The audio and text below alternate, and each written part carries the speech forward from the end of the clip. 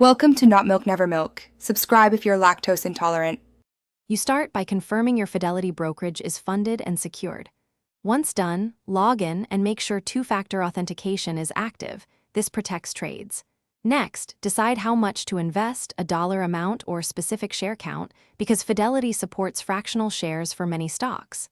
Enter the mobile app, tap Trade, and choose Buy to begin. This first action opens the order workflow. It's the step that turns intent into an actual trade. You now select the stock by entering its ticker and verify the company name and exchange to avoid mistakes. Then pick an order type, mark it for immediate fills, limit to control price, or stop orders to trigger later, and set duration like day or good till canceled, because these control execution.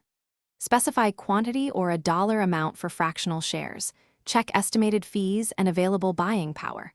Make sure the preview reflects your intent, since accuracy here determines. You place the trade by tapping Preview Order, scanning price, quantity, and estimated total including any fees.